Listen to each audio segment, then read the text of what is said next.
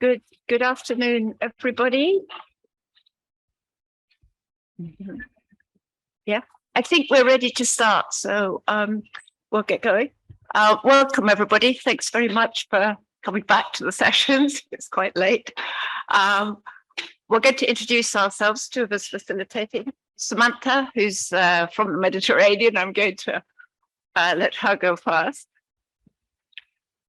So hello, welcome to the fourth session today. I am Samantha Makovac, working for an MPA in Slovenia, the Landscape Park Strunjan, which is managed by a national authority, a public institution. Is part of Natura 2000 site and a SPAMI site. So I will try to follow this discussion today from the, let's say, the management point of view. Thanks, Samantha. I'm Sue Wells. I've worked on MPAs for a large part of my life, not so much on Mediterranean ones. So I'm actually in a learning position here this week. Feel very honored to be invited here. I'm the chair of the IUCN WCPA Marine Management Effectiveness Task Force, which has a long name. And it's a group of people from all around the world who are involved in management effectiveness and development of tools for promoting this. I've worked mainly in the Indian Ocean, but also in the UK, so I do have quite a wide range of experience. And Samantha is going to do all the technological stuff, and I'll do more of the content. So that's how we're dividing ourselves up. And I'd just like to add, I am also on the standards committee for the Green List, and I'm just delighted to see we have some of the Green List team here today. So that's great. Okay. Right. So we've been asked to just run through the definition that we saw this morning as to how we understand, for the purpose of this week, MPA management effectiveness. I'm sure you're aware there's no agreed, well, it was mentioned this morning, there's no globally agreed definition of management effectiveness yet.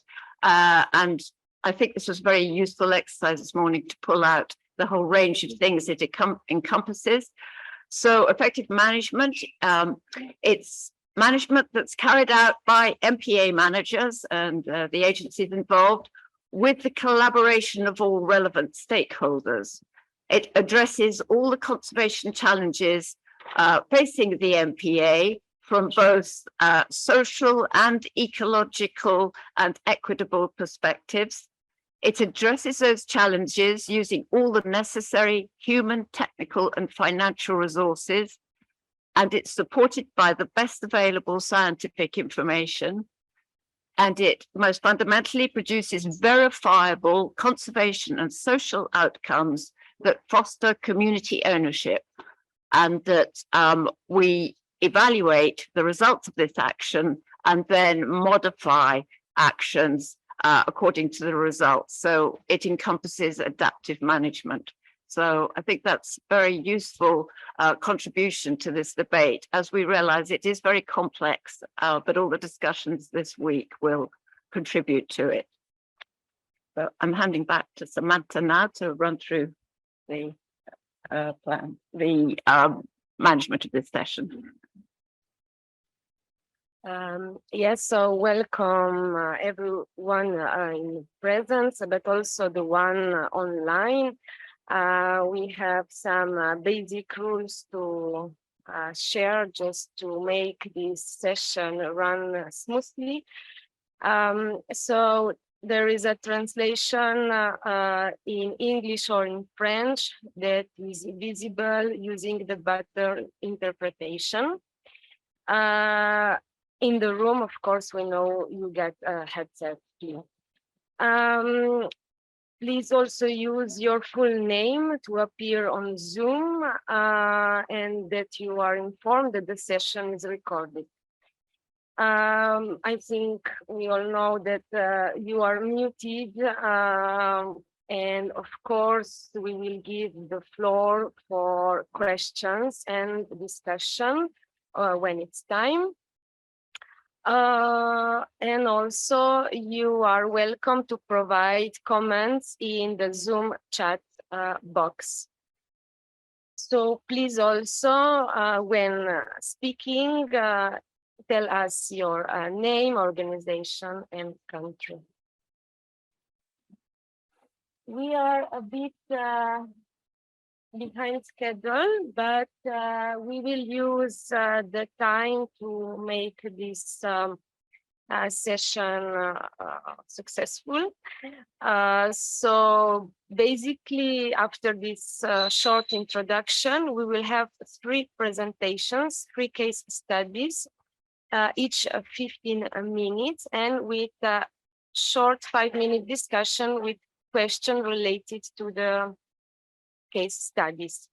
And at the end, we will try to have more general discussions for preparing the recommendations of the session. We should finish 7:15. Pardon, 6:45.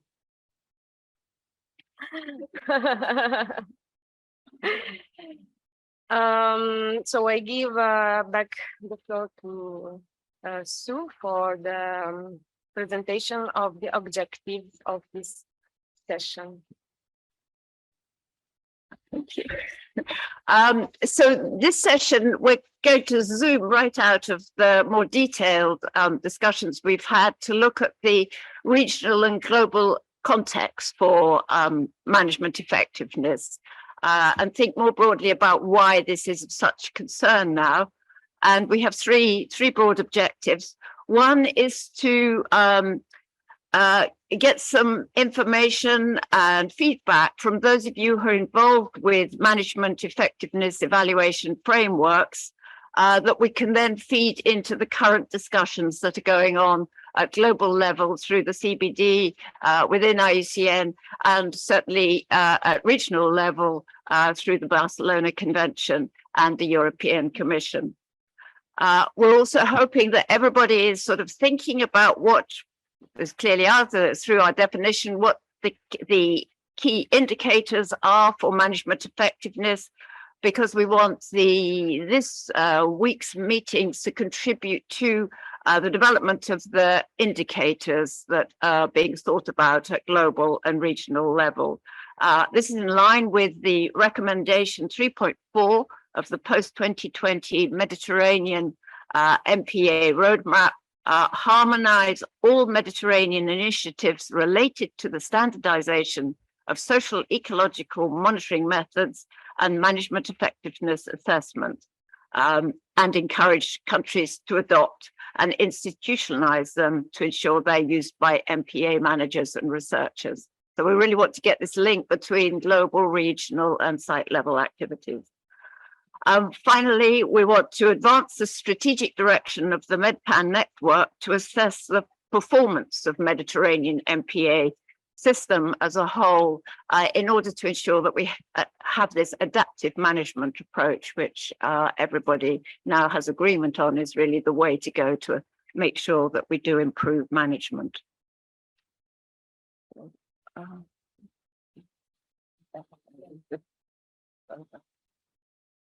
So we're now moving on to the just a little bit of explanation. I think most of you will know this, but just in case some of you may not be so familiar with the global context, there are a lot of discussions underway at the moment about Target 3 that's been mentioned previously of the Global Biodiversity Framework, post-2020 Global Biodiversity Framework. Within these, we're fairly certain that the phrase effectively and equitably managed protected areas will be adopted. So the big question at the moment is what is actually meant and how do we measure effectively and equitably managed? So the indicators for this are being discussed, and there have been some proposals put forward, and one of our talks will touch on this. I just wanted to mention that early protected area assessments were based heavily on the effectiveness of management actions or efforts, things like enforcement, funding, staff capacity, things that are relatively easy to measure that are sort of the day-to-day management. And that's where the term effective management came from.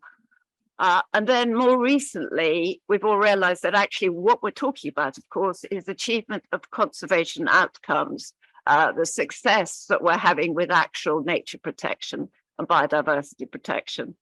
And at the same time, we've understood that the governance of sites is vitally important. And so now we're looking at how this should be assessed, and that will cover the part of the phrase equitably managed. So there's a lot of terminology tied up in this, a lot of discussions going on. A lot of it's quite difficult because of different languages, different understandings of different names. I speak French not very well, and I'm always amazed how often a word that sounds to me as if in English, French words, that it has quite a different meaning in French. So we have to just be patient with each other and understand and make sure we know what we're talking about. So. And then what we want to do, because MedPAN obviously wants recommendations and input from this, so we want to look at how will the results of individual assessments of management effectiveness of protected area MPAs be translated into these high-level indicators. So we're going to have some talks that will help to lead us into a discussion about this. And then because we're in the Mediterranean and because this is really quite an advanced region for MPAs, a lot of work's been done, we want to see how the regional conventions and the management bodies such as the European Commission that are involved with MPA management effectiveness, how can that also, their work also contribute to global reporting and the global initiatives that are underway. So I think we're just going to run through the program. Yeah. Oh, we just, okay. We're going to have the first speaker. Oh, yes. So this is where it got a speaker online, Mahmoud Diop, who is, sorry, who's with the Ministry of Environment and Development, Sustainable Development from Senegal. Welcome, Mohammed. Is he there? Do we have? Oh, great. Okay, that's good. And he's going to talk about some very interesting work on assessing management effectiveness in Senegalese MPAs.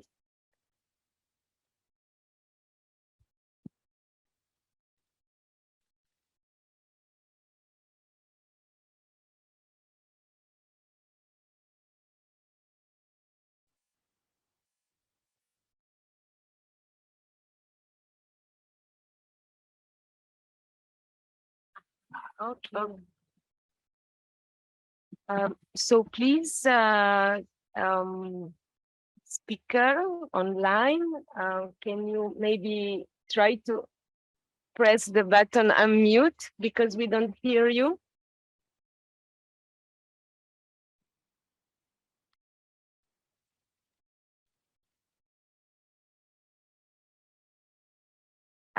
Give us a little sign, or maybe there is something wrong. Okay. With another one? Yeah. Okay. So we have a little change because of technical problems online. We call Irian. Yeah. Yeah. So I'll just introduce Irian Keller, who's with the Joint Nature Conservation Committee in the UK, and working, as she will explain, very much in relation to the CBD search for global indicators for protected area management effectiveness. Thanks, Erin.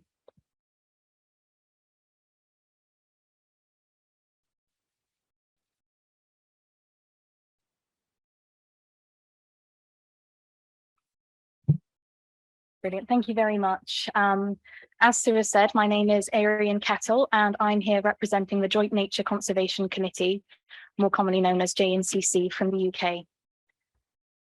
JNCC is the government's domestic and international nature conservation advisor. We advise on the implementation of international biodiversity conventions, such as the Convention on Biological Diversity.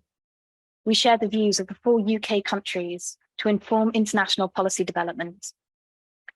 Today, I'm here to present to you a novel global indicator designed to measure the effectiveness of protected areas and other effective area-based conservation measures, hereafter known as OECMs.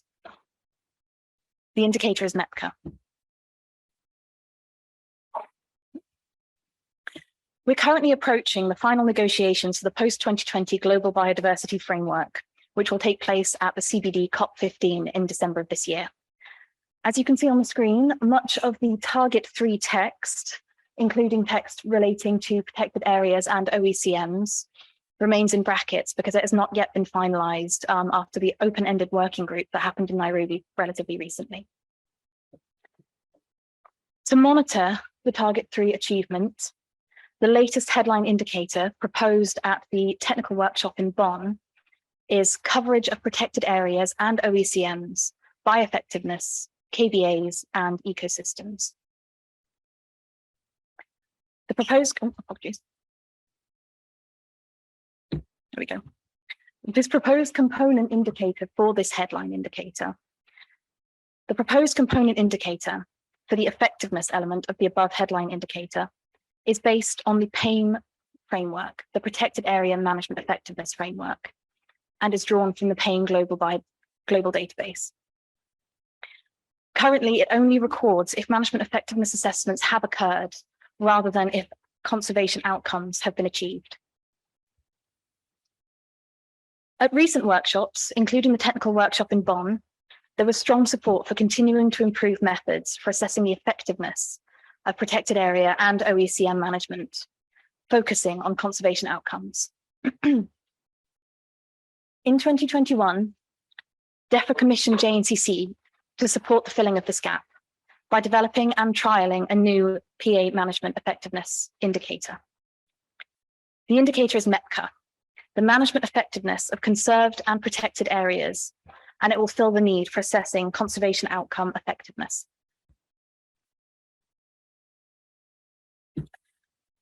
Thus far, we have engaged with protected area management authorities using the available data for 552 protected areas in 8 countries and territories. We've used this information to test MPA, assess its global applicability, and aid further development. Each pilot that we've engaged with has provided key insights in the challenges of creating a globally applicable indicator. Currently, we are on version 5 of MPA, improving and developing it through these pilot studies. Changes so far include amendments to metric terminology, definitions, weightings, and scores. Our hope is to continue to trial MPA with more countries, focusing particularly on governance and area types to ensure that MPA is globally applicable.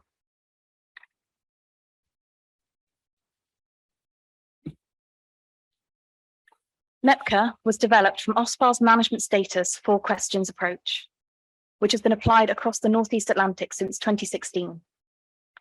MPA is a framework indicator capable of absorbing existing protected area and OECM effectiveness data. And the aim of this is for a streamlined assessment approach.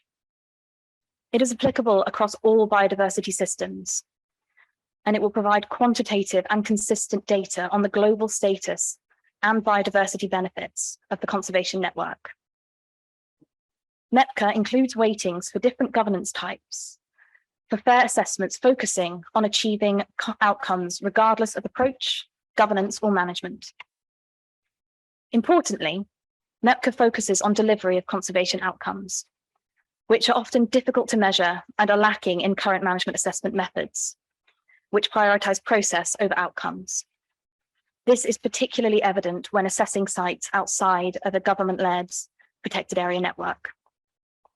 Finally, it is designed to be relatively simple, easy to understand, and flexible, so that it is globally applicable.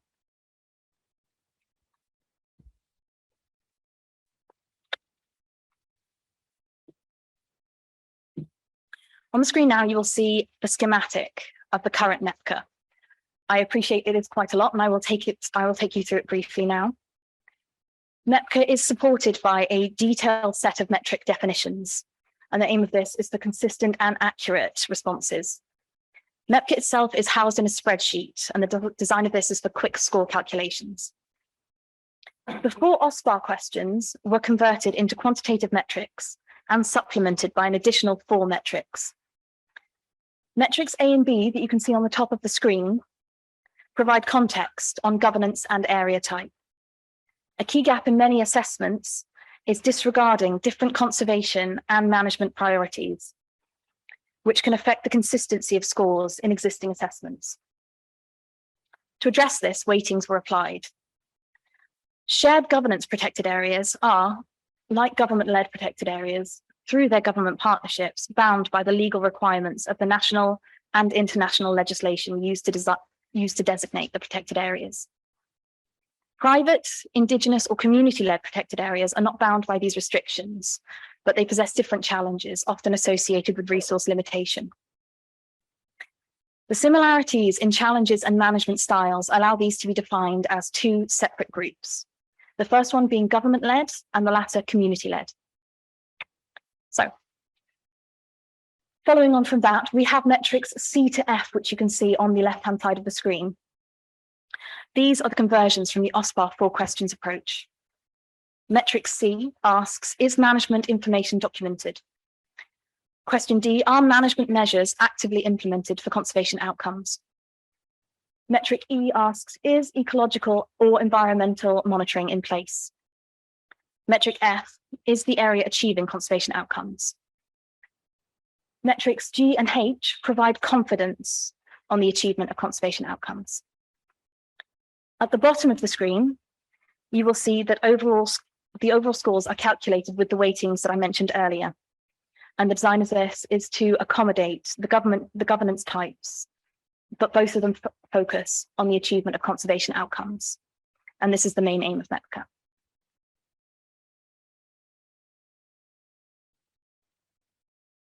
I've combined my conclusions and recommendations slightly here. Finally, JNCC are designing a new global indicator, MPA, based on tried and tested methodologies. We've worked closely with the conservation community to pilot MPA and ensure it is a globally applicable framework. MPA will fill a current reporting need for the Target 3 headline indicator. It is still in development, and we value any opportunity to knowledge share with the MedPAN community to further develop MPA. We hope to learn from experience and best practice of the Mediterranean to improve the applicability of MPA for global conservation benefit.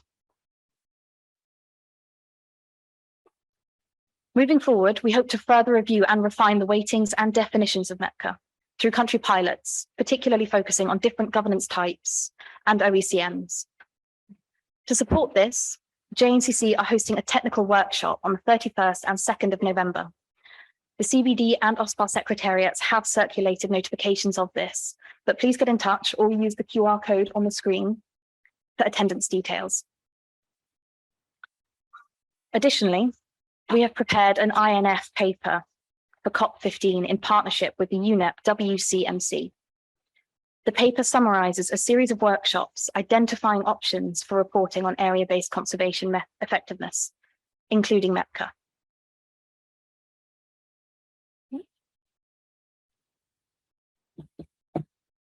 On the screen now, you can see the current recommendations from the INF paper.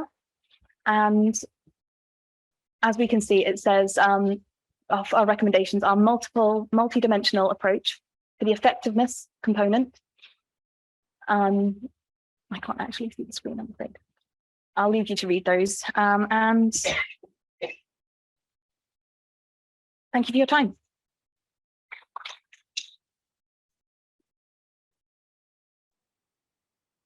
Thanks very much indeed, Arian. That's great. Yes, but we'll just, why don't you stay there for the moment, because let's have some questions. That was a sort of big topic, beautifully condensed into the short time It is a big available. topic. So I think we've got a little bit of time if people want some clarification on some of that, and if you're happy to explain. So let's take some questions, can we? Or perhaps there aren't any. Ah, Patty has one.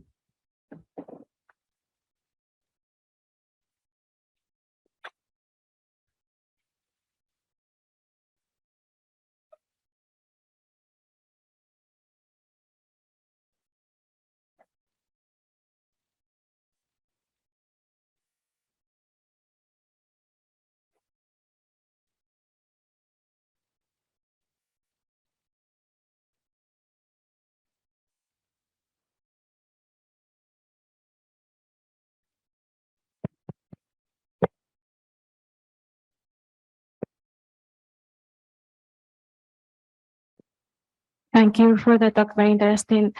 I don't know if I understood it well because for me pass like very fast, no, with the whole the methodology. But are you also including social and cultural indicators for this evaluation? Because you talk about community and governance, no, it was included, no, as a weight, no. But how you assess and how you prioritize it? So I appreciate that the social benefits of the conservation network are a very important topic. With this particular component indicator, this will be one of the 3 component indicators that inform the headline indicator of target 3 particularly. This indicator at present does not include a great amount of information on the social benefits of the conservation network, but I cannot tell you, I'm afraid, if there's another indicator that will report on this. Yeah, because it's difficult, no, that sometimes it can be also very different, no, between the different countries, the social or the cultural aspects. No?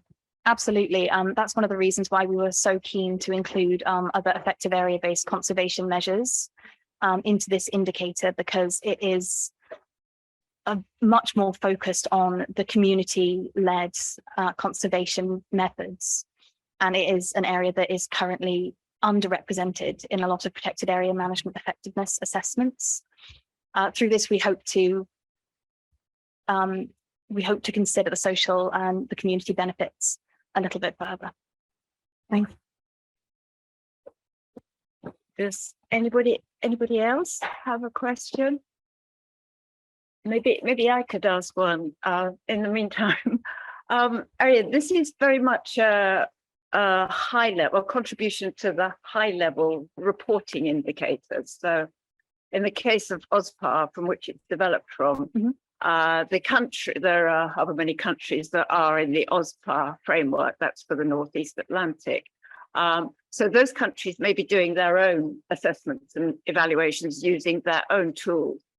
And if I understand correctly, OSPAR then takes each country, then feeds the results of their detailed national assessments, which, for example, in Patty's case, Patty's question might well include the indicators on social benefits, might have a lot more detail in, and just takes it up to a much higher level, brief level. So my question is the idea that this methodology would be used in the same way? So if the Mediterranean were to adopt it, for example, that would not preclude countries using their own assessments or sites going through the green list certification or the MedPAN method still being used for sites, but they'd be able to take the results of those more detailed site level assessments, and a country would then be able to feed them up into the bigger level. Is that the right way of thinking? It's definitely the right way of thinking, Sue. This indicator is a high level assessment used to report a level up into the new headline indicator. Below that, any assessment method that a country uses is still absolutely appropriate and absolutely encouraged. And what this particular indicator would do as a framework indicator, it would allow each reporting country to absorb the information collected from their own assessments and use that existing information to report directly into this indicator. It wouldn't require any additional assessments to be undertaken. It is designed to work with the country's current reporting assessments.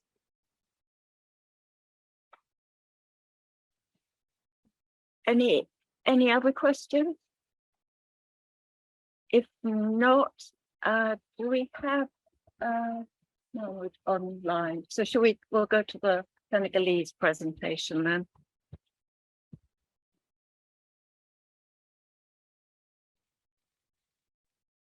So maybe the introduce you again. So Bonjour. Right. So Bonjour, Suzanne. hi, welcome to the session. And we look forward to hearing your Merci, bonjour. now on the Senegalese. Merci. Bon, j'espère que je me fais entendre.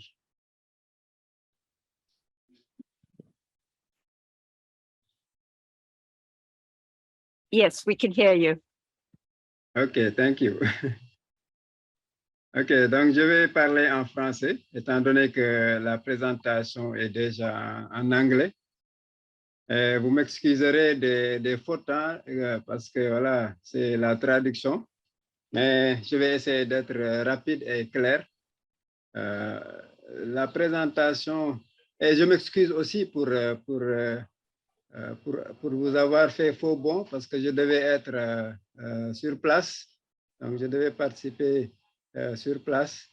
Mais malheureusement, on a quelques difficultés de visa qui ont fait qu'on n'a pas pu être à Montenegro. Mais ce n'est que partie remise, peut-être une prochaine fois.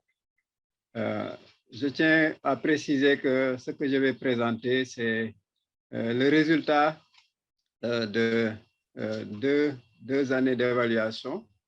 Donc, dans le réseau des aires marines communautaires protégées du Sénégal. Donc, moi, je suis le chargé du suivi évaluation et de la recherche scientifique de la direction des aires marines du Sénégal.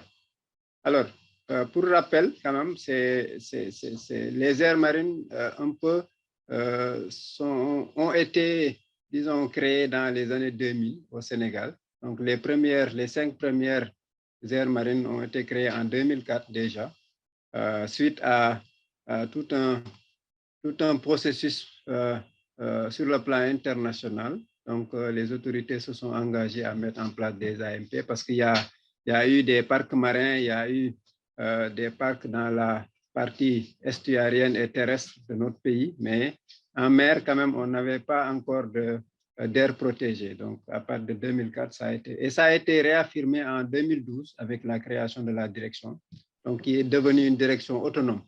Donc, avant, je rappelle, les aires marines étaient gérées par la direction des parcs nationaux. Alors, vous pouvez avancer. Alors, je fais une petite présentation du réseau d'aires marines du Sénégal. Donc, actuellement, nous sommes à peu près sur 20% à 22% d'occupation du littoral sénégalais. Donc, sur les 720 km de côte. À peu près, les aires marines couvrent 4,19% à ce jour. Donc, en termes de superficie occupée dans la zone économique exclusive, sur à peu près 580 et quelques mille hectares. Donc, et de 2012 à maintenant, quand même, il y a beaucoup d'efforts qui ont été faits dans le processus de mise en place des aires marines protégées. Suivant. Alors, pour revenir à l'activité qui nous concerne aujourd'hui, donc, suite à un constat quand même que dans le processus participatif de mise en place et de gestion des AMP, il fallait un peu s'arrêter pour voir, n'est-ce pas, qu'est-ce qui a été fait et comment on peut évaluer les efforts en termes de gestion et de conservation. Et c'est à partir de là que la direction des aires marines et avec ses partenaires ont commencé à réfléchir sur la possibilité de tester certains outils qui existaient déjà, Je rappelle, avant la direction des aires marines, donc la direction des parcs nationaux avait l'habitude, n'est-ce pas, de tester des outils que vous connaissez déjà, comme l'EOH, Enhancing Our Heritage, et le RAPAM, hein, et le MET aussi, des outils qui ont été développés avec la Banque mondiale, avec le WWF.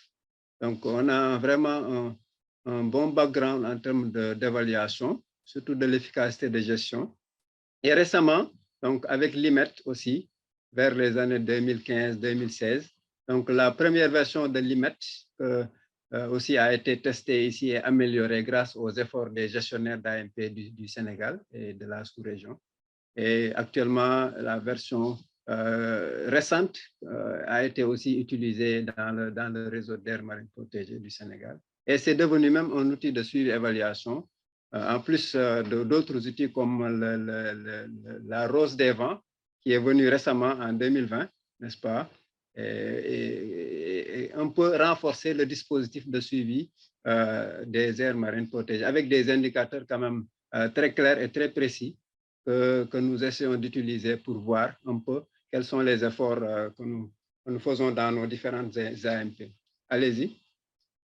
Alors, le premier outil sur lequel je vais m'arrêter, c'est l'IMET, que vous connaissez aussi, Integrated Management Effectiveness Tool, donc qui est un outil très exhaustif, mais très fastidieux quand même, parce qu'il faut plusieurs jours pour pouvoir le dérouler dans un site, mais qui est très riche en termes d'orientation, n'est-ce pas? Ça nous permet d'avoir un bon diagnostic, ça nous permet d'avoir en vue d'un plan de gestion. Je pense que c'est l'outil idéal qui nous permet quand même de diagnostiquer et de sortir les forces, les faiblesses, et surtout d'avoir, n'est-ce pas, un planning, une planification. Donc, sur les actions que l'on envisage, donc, ça nous permet de voir plus clair. Donc, c'est un outil très important que nous utilisons. Malheureusement, on l'utilise tous les 2, 3, 4, 5 ans même, parce que c'est comme je l'ai dit, c'est un peu fastidieux et ce n'est pas donné à une équipe de gestion de pouvoir, en tout cas, s'auto-évaluer tous les années, tous les ans avec cet outil-là. Donc, on en a fait un outil de suivi et évaluation et on l'a arrimé un peu au plan de gestion. Je rappelle, au Sénégal, les plans de gestion durent en général 5 ans. Au bout de la 5e année, on s'arrête pour faire une évaluation. On utilise souvent l'outil IMET et d'autres outils pour faire l'évaluation et on peut revoir la planification et le diagnostic.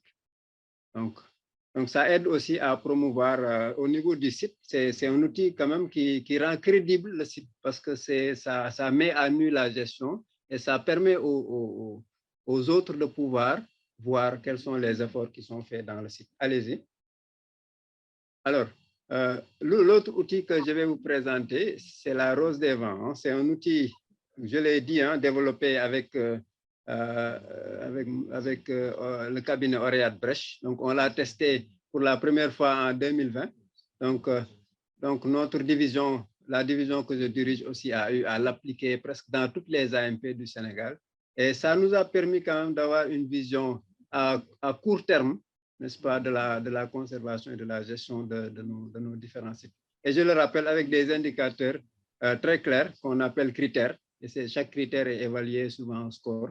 Et les scores nous permettent de voir quelles sont les avancées qu'on a pu faire et quels sont aussi les efforts qu'on envisage de faire. Allez-y. Alors, pour l'IMET quand même, je pense que c'est un outil qui est nouveau, mais qui est basé sur des principes que l'on connaissait déjà. Donc, c'est-à-dire, l'UICN a déjà eu à travailler à travers ces différents groupes thématiques sur le processus de gestion d'une aire marine, d'une aire protégée en général, qui remet à nu les différents éléments sur lesquels on peut s'appuyer quand même pour voir comment fonctionne une aire protégée. C'est-à-dire, le contexte de gestion, la planification, n'est-ce pas, les inputs, les résultats et les effets et les impacts que ces inputs-là ont pu donner. Donc, suivant la roue que vous connaissez très bien, donc, qui nous permet de voir, n'est-ce pas, où est-ce qu'on en est, n'est-ce pas, où est-ce que nous sommes, où est-ce que nous voulons aller, de quoi a-t-on besoin et comment on va organiser tout ça et quels produits avons-nous obtenus et qu'est-ce que ces produits-là ont permis de réaliser. Donc, allez-y. Alors, je pense que cet outil-là est important pour le gestionnaire parce que ça permet quand même de collecter de l'information, mais aussi ça permet de l'analyser pour pouvoir tirer des leçons, pour pouvoir en tout cas orienter la gestion. Donc, c'est ça qui nous a un peu, en tout cas, accroché et qui nous a permis quand même d'adopter cet outil-là dans le processus de gestion des aires marines protégées. Parce que je le rappelle, cet outil était plutôt destiné aux aires protégées situées dans le continent. Et on en a quand même fait un outil d'auto-évaluation de nos AMP.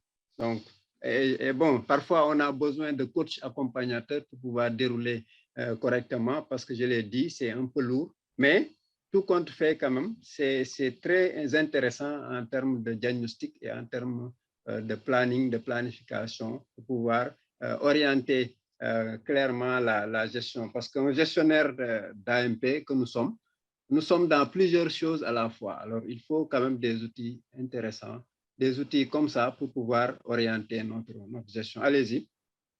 Alors, comme je l'ai dit, il y a des éléments phares sur lesquels on peut articuler le diagnostic, c'est-à-dire le contexte d'intervention.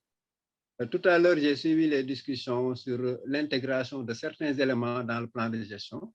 Mais par moment, avant l'outil IMET, nous, on n'avait pas cette vision-là qu'on devait intégrer le changement climatique, qu'on devait intégrer le processus de financement ou d'autofinancement, qu'on devait intégrer, n'est-ce pas, certaines éventualités comme la découverte du pétrole, etc. Mais ces outils-là, un peu, nous donnent un certain nombre d'éléments sur lesquels on se base quand même pour pouvoir mieux gérer dans le contexte actuel. Donc, c'est pourquoi, quand même, le contexte d'intervention tel qu'articulé dans l'outil IMET nous permet de cerner ce contexte-là et de l'adapter à notre contexte actuel. Allez-y. Alors, je l'ai dit, pour pouvoir évaluer une aire protégée, il faut en tout cas articuler la gestion sur ces différents éléments, c'est-à-dire le contexte, mais aussi la planification, les intrants, etc. Ceci nous permet en tout cas de pouvoir apprécier l'efficacité de la gestion. Donc, c'est ces 6 éléments-là sur lesquels donc, cette évaluation-là se base et en tout cas permet de produire de l'information qui peut être analysée efficacement. Donc, durant tout le cycle de vie d'une aire protégée. Allez-y. Donc, le deuxième outil que je vais vous présenter, donc je ne suis pas encore venu au résultat, mais je vous présente les 2 outils en même temps. Donc, le deuxième, c'est la rose des vents. Je l'ai évoqué tout à l'heure. C'est aussi un outil pertinent parce que ça nous donne une vision à court terme. Donc, suivant les 3 phases qu'on a remarqué qui correspondent bien, en tout cas au cycle de vie de nos AMP. Donc, dans la phase préliminaire, vous trouverez tout ce qui est, en tout cas, fondement pour la mise en place d'une AMP. Tout ce qui est fondement, quels sont les acteurs qui ont été impliqués dans la mise en place. Est-ce qu'il y a eu un diagnostic écologique? Est-ce qu'il y a en tout cas une identification scientifique, en tout cas sur la base des critères, etc. Donc tout ça peut être logé dans la phase préliminaire. Il y a la phase pionnière aussi, donc qui est une phase, en tout cas, de jeunesse où l'aire protégée est appelée à travailler, à fédérer les acteurs, à faire de la surveillance, à assurer la remontée biologique du site, etc. Et la phase d'autonomisation, souvent, c'est une phase qui est un peu mal prise en charge parce que c'est une phase dans laquelle on s'attend à ce que qui s'adresse plutôt à des aires protégées, des aires marines protégées qui ont vécu, qui ont qui ont suffisamment vécu pour avoir, en tout cas, des éléments d'autonomisation. Alors, donc, mais ce que cet outil-là nous permet de faire, c'est en tout cas d'avoir une feuille de route. Tout à l'heure, vous avez parlé de feuille de route, mais ça nous permet d'avoir une feuille de route pour pouvoir, en tout cas, faire des recommandations. Allez-y. Donc, nous reviendrons sur la feuille de route. Allez-y. Donc, pour vous montrer un peu ce que cela peut nous permettre de faire. Donc, nous avons un peu, disons, fait en sorte de pouvoir scinder hein, les résultats. Parce que souvent, les résultats que la base de données nous donne ne sont pas en général sous cette forme. Mais c'est une forme plutôt globale où toutes les phases sont regroupées avec tous les critères. Donc, nous, on a essayé de cerner les phases et de voir par génération d'AMP quels sont les enseignements qu'on peut tirer en tant que structure de gestion, structure de tutelle des AMP au Sénégal. Cela nous permet de mettre en place des programmes et de pouvoir, en tout cas, mettre en commun les difficultés et mettre en commun aussi les réponses qu'on compte apporter dans le réseau. Donc, allez-y. Donc, voilà. Allez-y. Ouais, donc c'est comme ça, c'est sous cette forme que cela est représenté en général pour la rose des vents. Donc ça, c'est une évaluation que nous avions réalisée récemment, il y a quelques mois, dans le sud du Sénégal, donc dans une AMP estuarienne qui se trouve au sud du Sénégal. Donc cette structuration visuelle nous donne en tout cas une idée claire des points faibles et des points forts de l'AMP. Donc là, tout ce qui est bleu et qui arrive, en tout cas ici, au sommet, c'est que c'est bon. Hein? Mais quand c'est blanc, c'est parce que c'est pas bon. Donc, si vous voyez même le système de score, le 0, il est au centre et il y a un score de 1, 2 et 3. Je l'ai rappelé tout à l'heure. Donc, ces scores-là nous permettent d'apprécier la gestion en fonction du critère qui est concerné. Je donne un petit exemple. Il y a la pérennisation des projets de financement. Donc, pratiquement toutes les AMP du Sénégal ont 0 ou 1. Donc, pourquoi? Parce que sur ce critère-là, quand même, il n'y a pas beaucoup je dirais pas, il n'y a pas beaucoup d'efforts, mais en tout cas, il n'y a pas un processus de pérennisation des financements. Il n'y a pas un processus qui assure l'autonomie financière pour ces AMP-là. Et c'est la même chose pour les business plans. Donc, jusqu'à récemment, où la direction a décidé de s'associer avec le réseau, le RAMPAO, pour pouvoir, en tout cas, mettre en place un business plan participatif pour toutes les AMP, ce qui va sûrement leur permettre de se doter de moyens suffisamment importants pour assurer leur gestion. Allez-y. Donc, on peut aussi en faire un système, une représentation moyenne dans le réseau. Donc, ça veut dire quoi? Ça veut dire que quand on finit de faire les évaluations, nous, on en fait un graphique moyen donc, sur les efforts au niveau national. Donc, là aussi, cela nous permet de voir où est-ce qu'on doit accentuer nos efforts, où est-ce qu'on est, en tout cas, suffisamment intéressant et quel est le processus qui peut nous permettre de transformer ces faiblesses-là en des forces. Donc, voilà. Et comme j'ai dit, dans le réseau, il y a des AMP qui ont fait l'évaluation suivant les 2 premières phases. Et il y a d'autres AMP qui ont vécu plus de 15 ans, plus de 10 ans, et qui ont été évalués sur toutes les 3 phases, parce qu'ils sont suffisamment matures pour subir l'évaluation suivant la phase préliminaire, pionnière et la phase d'autonomisation. Parce que, pour rappel, la phase d'autonomisation, qui est la 3e phase, n'est intéressante que lorsque l'AMP a vécu plus de 10-15 ans. Donc, c'est la recommandation qu'on essaie de faire passer et qui correspond bien en tout cas aux résultats sur le terrain. You have reached the end of your time. Could you just draw it to conclusion, please? Oui, c'est ça. Donc, vous pouvez avancer un peu. je vous montre rapidement.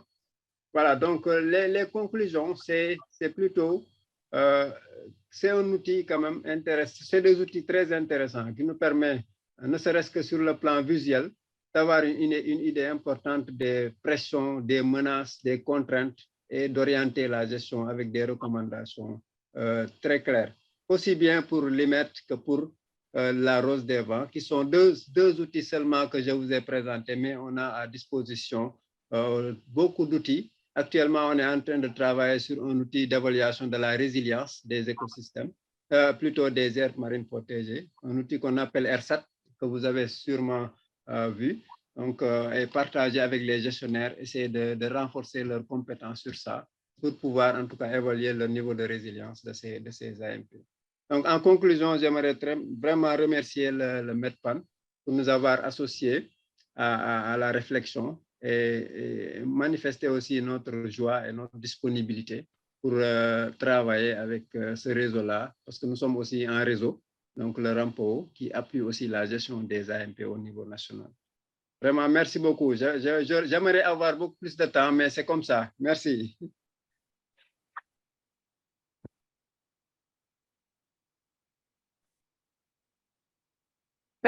Thank you so much, Mr. Deal. That was a really good overview. I think that was very useful for us because it showed us the whole range of tools that are available. It reminded us of the whole framework for adaptive management, which was very helpful. It is important that we remember that. And I thought it was very useful that although Mr. Diop was talking about individual site assessments, he also referred to how these are being rolled up into being able to assess at the national level how well the MPA network is doing. And that's one of the things we want to address in this. How do you roll up to assess how a regional network is doing? And then globally, we want to be able to say how well the MPA global system is doing in terms of management effectiveness. So we're actually going to, I'm sorry, we're going to skip the questions, but I hope you're going to be able to stay, Mr. Duap. I'm not sure what time it is with you, but we'll have a discussion session at the end that I hope you'll participate in. And now we're going to move to our third and final speaker. Yes, Vedran Nikolic from DG Environment. We'll talk about EU methodology for assessing management effectiveness of Marine Natura 2000 sites and other MPAs. Please. Yeah, good afternoon. It's always great to be the last speaker of the day because everybody's so attentive and energized, but I'll do my best. I'll do my best to get you interested into what we are doing at EU level. Well, first, my name is Vedran Nikolic. I coordinate a small team in the Nature Conservation Unit working on marine conservation issues. And this unit in European Commission is in charge of coordinating implementation of our nature legislation in the EU, including the Natura 2000 network of protected areas. And of course, with other colleagues, we also develop new legislation and new policy in the area of biodiversity and nature protection. And that's why I wanted just in one slide to remind us on the current policy context in the EU, which of course closely follows the developments globally. Well, this time is both very critical and very exciting working on marine conservation issues. First, well, we know that marine biodiversity is not doing well. Well, they say that science says that we have really a rapidly closing window to do something. And on the other hand, we are developing really ambitious policies which should tackle this biodiversity and also climate crisis. And in the EU, we have the European Green Deal, we have the European Biodiversity Strategy, and MPAs are really important for achieving these goals, and they will be even more important. First, we have this target, which was mentioned, of protecting legally 30% of our seas, of which 1/3 or 10% of our seas should be strictly protected. But not only drawn on the map, of course, they should all be effectively managed, monitored. They should all have conservation objectives and measures.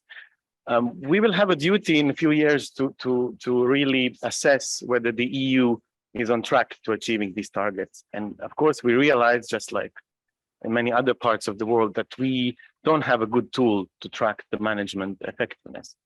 And the EU and all its countries have actually committed to these goals politically at highest levels. All the governments said that we want to be there and that we don't want paper parks, because they don't protect biodiversity. They also don't give us the necessary benefits that we need as a society. So that's why we wanted to work on the management effectiveness assessment and reporting, but not only because of these goals. It's because the EU legislation actually requires, at least for part of its MPAs in the EU, such assessment, but also it requires that protected areas are effective. And well, this is the situation currently in the EU MPA network. We are currently covering 12% of EU seas with MPAs, of which less than 1% is strictly protected. But we know from the little information we get from various projects and assessments regionally that they are not effectively managed. We heard some data this morning that far less than half of the MPAs have some management plans implemented, but very few of them have them fully implemented. So these targets of having 30% protection with effective management by 2030 would sound like science fiction, and they may be so challenging, but I have to remind you that we are facing a crisis so deep that there is simply no alternative to achieving them. And with this political ambition that we have managed to somehow collect for these targets, we really want to work and make them happen. Moreover, because the EU legislation also requires that the Natura 2000 sites under our nature legislation are effectively managed. It requires that all these sites, which currently cover 9% of EU seas, have site-specific conservation objectives, that the measures in those sites must be actually implemented. So we are really interested to see, to have better information on the actual, not only implementation of these objectives and measures, but also the challenges behind it, so that we can act appropriately at the policy level. Just to mention that the MPAs in the future will have a crucial role also in restoration. We have in June come with a really pioneering, first of a kind proposal for legislation on nature restoration. We will be setting, I hope, legal obligations on restoration targets also for the marine environment. And in fact, MPAs will play a crucial role in restoration of terrestrial, but also marine ecosystems, either by creating conditions for restoration. For example, strict protection can deliver restoration through passive way, or the MPAs can help to protect what was restored. So we see this role of MPAs even more critical in the context of these upcoming new obligations on marine restoration. Because MPAs are not there just to protect, they are there also to help us restore marine environment. And we thought that the management effectiveness assessment should capture also this important aspect of restoration. Now, we started to work on this, well, in the middle of pandemics, like most of the projects that were presented this morning, and we developed this proposal for an EU methodology to assess MPA management effectiveness with the help of a contract. You can see here the partners involved. And we had a request to design a methodology which will be something in between these big headline indicators. For example, the one that Jane Sisi colleague presented, which is really, well, simple and rapid, but also something in between that and very complicated and sometimes even burdensome analysis, which also require external help and take a lot of time. So we were trying to find this spot, which is of course very difficult, but such a methodology should have built on the experience of everything which was done to date. It should be applicable to a large number of Natura 2000 sites. I remind you that currently we have in the EU 27,000 Natura 2000 sites, of which 3,000 are marine sites, and we have 6,000 marine protected areas in the EU. That's a lot to evaluate. We wanted a cost-effective method, which could be replicated every once in a while, but also we wanted to rely heavily on what member states are reporting currently under existing legislation. And for Natura 2000 sites, there is a lot of information reported as so-called standard data form, which is an ID of a site with species that are protected, listed, and so on. And we wanted to focus on the outcome-based criteria and indicators, because that's imperative if you want to see whether you are delivering something for biodiversity. And we wanted to enable an assessment at different scales, but at the same time, not just for our use at EU policy level, but also something that could be useful for a manager on a day-to-day basis. Not an extremely in-depth analysis, but still, if you don't have anything else, this should provide a rather solid insight. Now, that's a lot of things to ask from a methodology, but we thought we could find such a candidate. And actually, I will today describe the main elements of it, but if you are interested on the results of the testing of this methodology, which was tested on 74 European MPAs, you should join session tomorrow where one of the colleagues that was working in a team will present the results and talk about more details of what feedback also received from those that were involved in testing. Now, I come to the methodology itself. It's a self-assessment tool. We thought that something which would require an external evaluation is both costly and would not involve the manager sufficiently. And we think that self-evaluation, well, it's a win-win because managers themselves, they have the best information about the site, and they can really use this to gain an even more better insight in what's happening. So it's a self-assessment, it's a questionnaire. Like somebody said today, we are not inventing something new here, but we thought these things work well. So for the testing, we had a simple Excel smart sheet, but in the future, it will be an IT tool. And it looked at 6 sections and 11 main questions. And of course, this corresponds to the standard adaptive management cycle, looking first at the objectives, planning, the measures, management effort, monitoring, and conservation outcomes. It also has a section with some basic information about the site. Now then, as an output, it uses some basic score system, which was just there for testing, but it provides also visualization of results. And guidance notes and video tutorial was also prepared to help the testing, but in the future also to help the implementation of this methodology. Now, I just recall some of the discussions earlier today. Why these 6 themes and why not some others? And I will come to that in the end. Yes, some were left out and maybe should be brought back in, but we felt objectives are the foundation. Without good objectives, you cannot even know where you're going, where you're supposed to do, and what your measures will have to look like.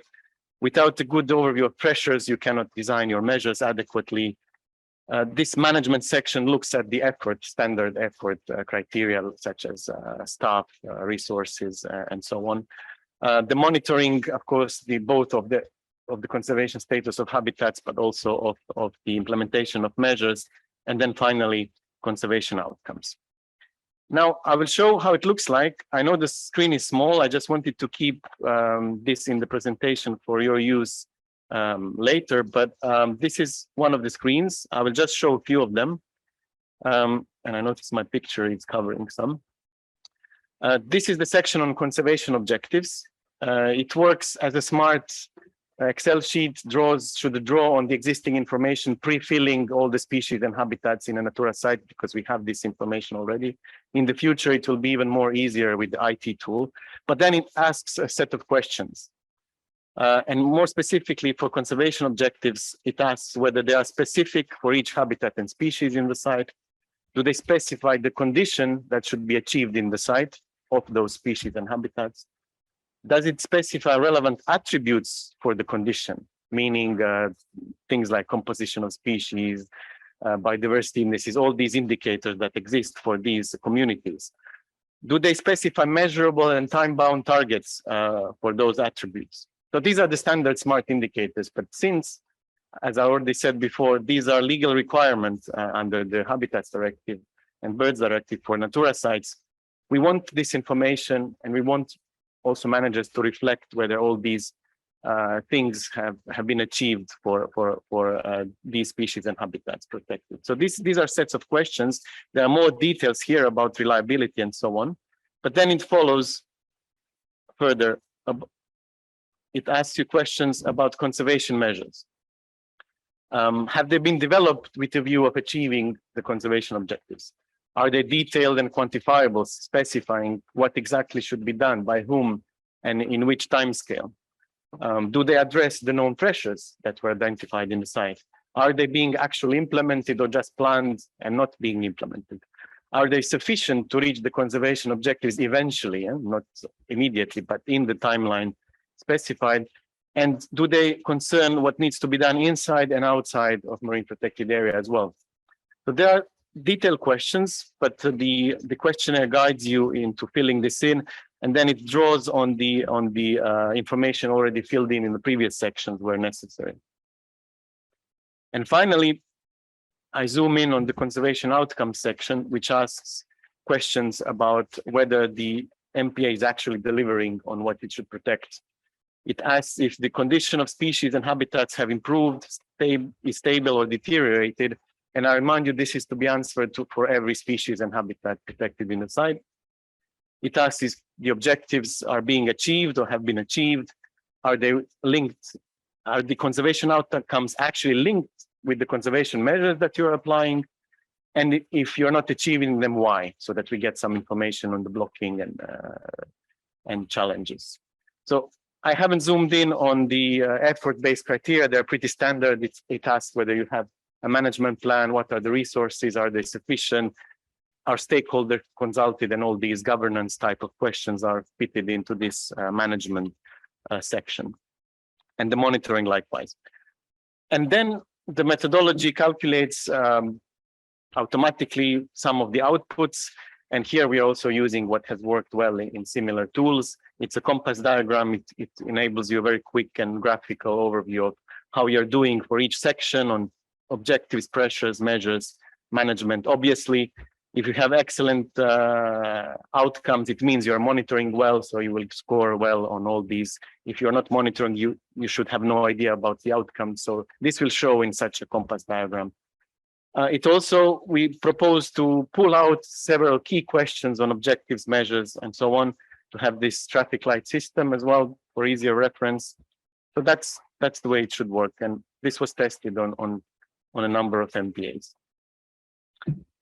And to finish, well, this was a test. It was our try to find a methodology which could work at EU level, which could fit into the other work which was done in the EU countries. We had 2 workshops to discuss it, and there was a pretty positive feedback also from managers, but also from authorities who are really searching for such a tool to be applied. And some countries are applying.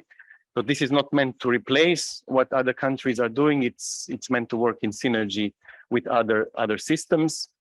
We will discuss the future implementation during the following months. We will try to adapt our data systems for Natura 2000 to add a new IT tool, which should enable an easier use of this assessment. And then we should use it. The idea is that we use it for tracking of not only of these targets that I mentioned, but also for the implementation of policy and development of new legislation, such as that on nature restoration that I mentioned. Now, the tool should also be useful for you. It's not just reporting so that we have an idea what's happening at EU level, or to report to the CBD or something like that. We really hope that there would be a value for day-to-day management for the manager to use this, because it doesn't go way too deep, but it still provides a reasonable insight into all these issues. And of course, we appreciate if you give us any feedback today or in the following weeks on what we are trying to develop. And I'm particularly grateful to MedPAN because some MPAs in the MedPAN family have helped to test this methodology. They also provided some feedback. So thanks again. I know it was a busy period and we asked a lot from you. So thanks again for that.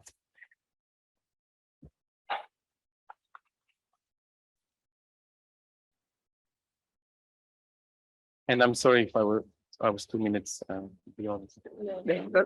That was great. Thanks very much, Vedran. Thanks very much also for reminding us of the ambition of the targets and the urgency that we actually take some action to get this effective management. I think that was very important.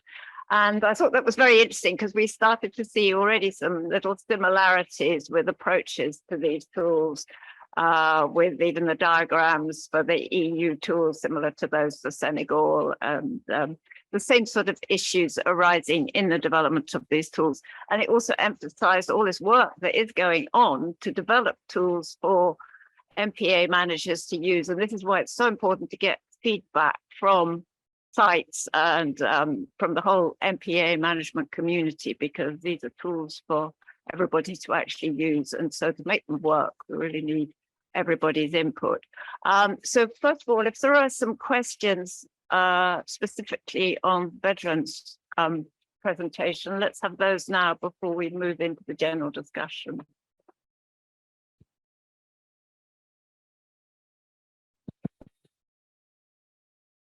When you showed the indicators and the way they were organized and the traffic light thing, it really much reminded me of the green list and 50 indicators and criteria. Have you been inspired by the green list indicators to make this device? And why another device? And we see all the devices explored by every MPA in Europe. So why did you feel the need to make another one? That's a good question. We actually looked into everything which was available. We performed a detailed desk study, and our contractors did. So there is a document on that which we could provide links later. I think it will be useful. They looked into all the methodologies and gray literature, research, everything. So including the green list and IMET and all these tools. After seeing them, we were not convinced that, well, the system is the same a bit, and the output, the compass, I mean, but in terms of the scope and the content of the analysis, we were not sure that the green list questions were the right for the context of the Natura 2000 sites. I know we had also a project trying to apply it to Natura 2000.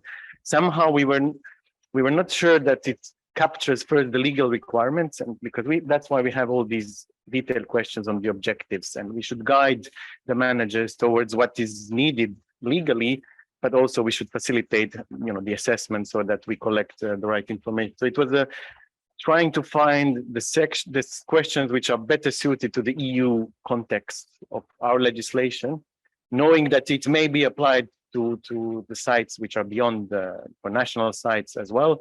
So there we are in the hands of countries also to tell us whether that works for them or not, or the green list. But since you asked about the green list, it's a fantastic tool. But as far as I know, it really requires a lot of effort. I mean, it costs also a lot. It's a kind of external evaluation as well. So we thought that while this is useful, it cannot be applied to thousands of sites. It needs to be slimmed down, and maybe we needed a different approach. But we are happy to hear any suggestions on that. Okay, thank you. Maybe tomorrow we can talk about this and see the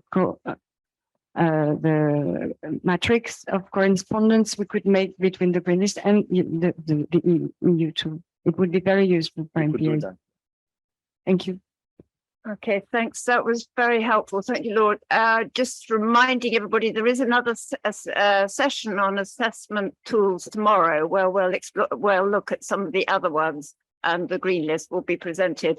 But I thought Vedran's point there is just worth emphasizing that because all MPAs are different, all countries are different. I think what's being found globally now, initially there was a thought that maybe we could just have one assessment tool that applies to absolutely everything.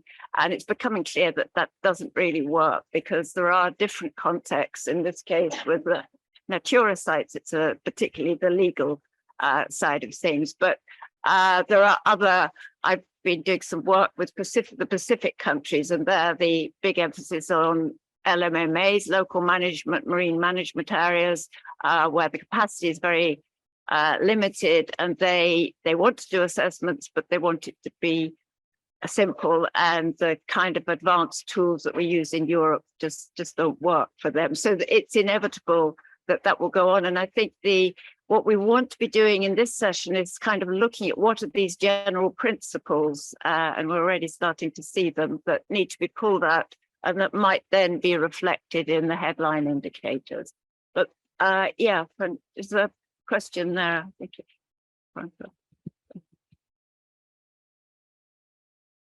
Thank you. Just two questions. First of all, if there is an auto evaluation tool, or is used as maybe in the future as a evaluation tool in order as like Article 17 in order to assess the system of Natura 2000 sites. And the second question, if yes is the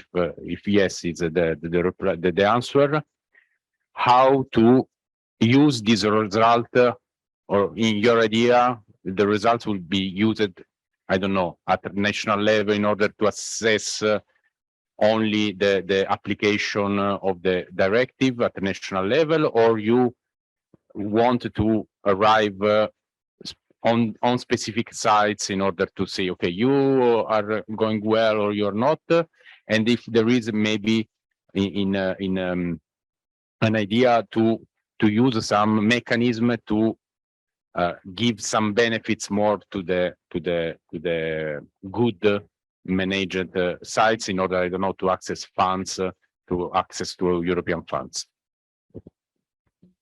Thanks, Sanchez.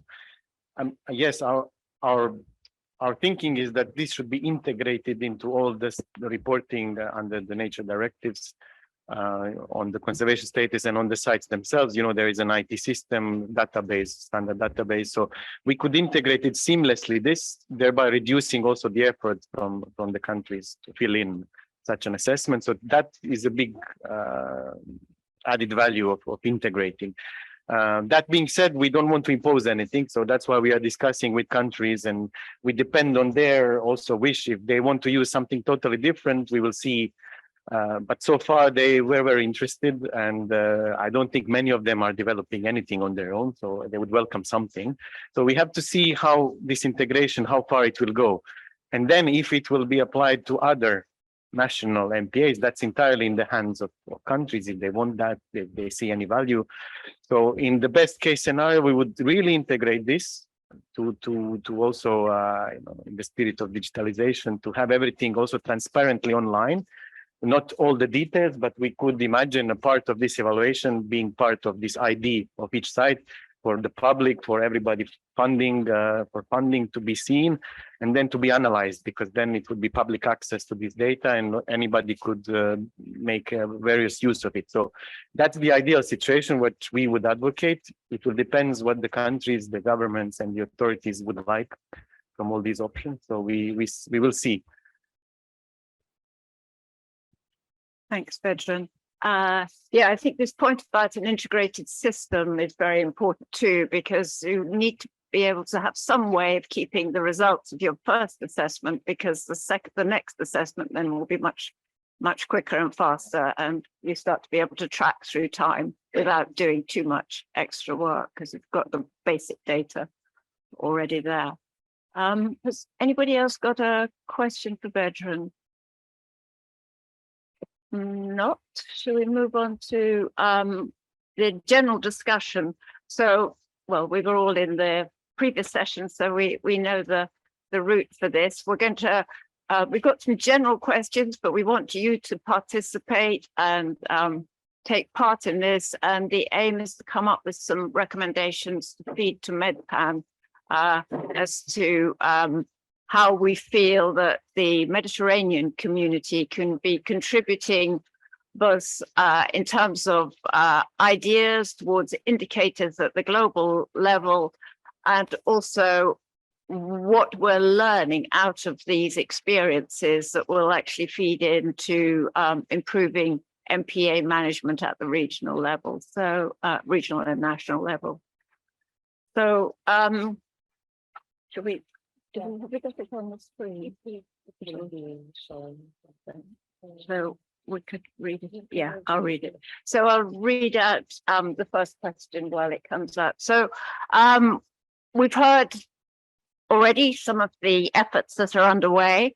And we really wanted to find out if there's anybody in amongst all of you, the participants who've actually done assessments and could raise some of the other points and experience, particularly the challenges you might have had or the benefits. We've already heard a little bit about sites that have found it very useful doing assessments, but is there anybody who's actually done an assessment or contributed to these, been a test case for one of these other methods, who could say why it was beneficial and what the challenges were at their site or at their country?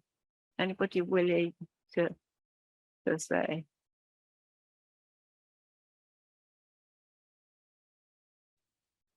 Nobody. So that suggests we've got people fairly new to this. But I just wondered, since we've got the Green List team here, I wondered if, or sorry to throw this at you, if one of you, and you'll be giving a presentation tomorrow, but if one of you would like to say, there've already been some questions, and or you raised a question with Vedran about the linkages between the two systems, but whether you might be able to say something about the importance of the Green List standard in the Mediterranean and how it might be feeding into these initiatives, just to help us set the broad context, since we haven't had a presentation from you.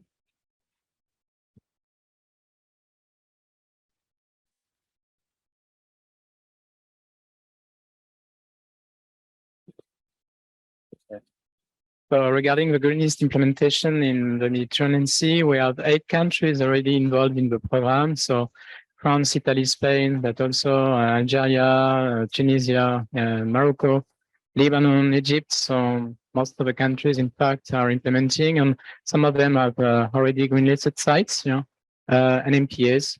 In France, we have 2 MPAs on the green list, and we have new candidates also in the marine and terrestrial environment.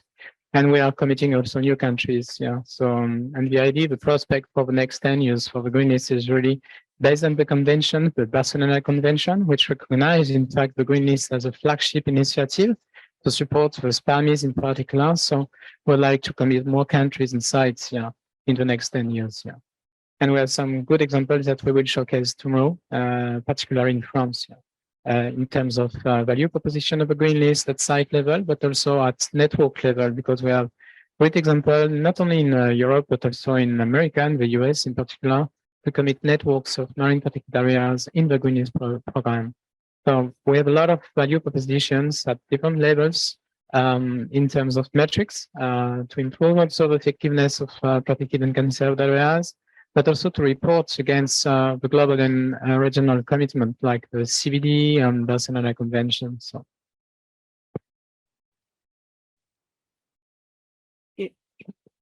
Yeah, maybe just to add that Thierry just mentioned. So I like also to emphasize maybe that the green list standard and the green list indicators could also help not only the protected areas, but also conserved areas. So in terms of what we call it here, other effective area-based conservation measures or OECMs, so green list standard, green list indicators could also be applicable, because when we don't want to mix both, of course, OECM methodology, because we have OECM methodology, we have the global guidance of OECMs, but again, so the OECM global methodology or indicators, let's say, or the site assessment tools for the other effective area-based conservation measures could also meet at least half of the indicators of the green list standards, the green list indicators. So So that is actually very interesting to see, because both the protected or conserved areas could also benefit the assessment tool by using the green list indicators. So maybe we can hear more tomorrow at the session at 4 p.m.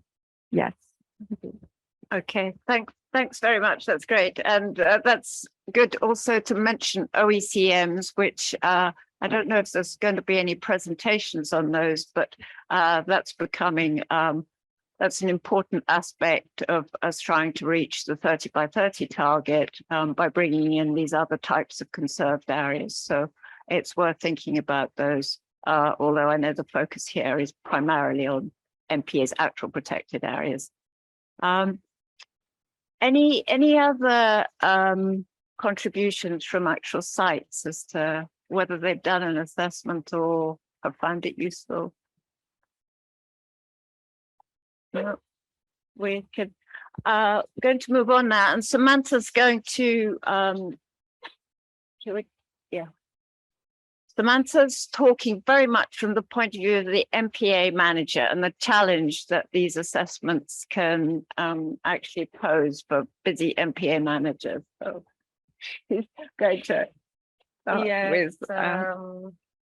Well, first of all, I would like to say that managers, we are often reporting on the basis of actions implemented through the effort. So it means how many number of staff in the field, how many hours or number of permits issued, number of fines. And so, of course, many times it doesn't tell us much about the results, if they are achieved or not, and if we are going in the right direction to reach the objectives of the park. So I was very interested to test this EU tool because I found that the indicators are set in a way that really could be useful for a manager. Also the progress assessment that it's easy to, that is visualized at the end, and it's a simple way to feel also the how we are doing, but going maybe a step before this, if we know in advance what are these indicators, how are we going to assess them, would be very useful to implement this in the management plans. So my question is, if someone can ask, how can management plans be designated or revised so that facilitate monitoring, assessment, and reporting on management effectiveness? And also, do you think is relevant to prepare some guidelines to facilitate the integration of these indicators into the management planning? So what is the vision on this area? Just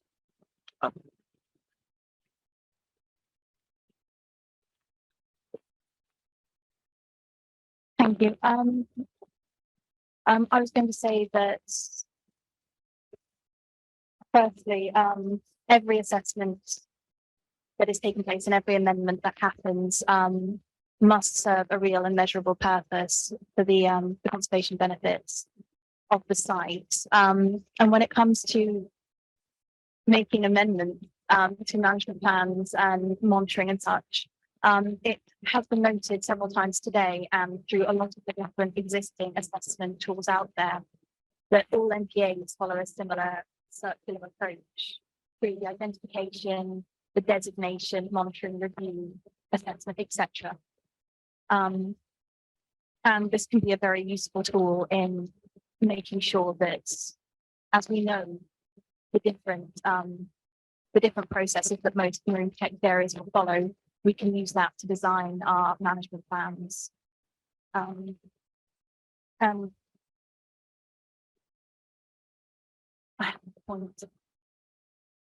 But this is something that we have tried to follow when it comes to NEPCA 6.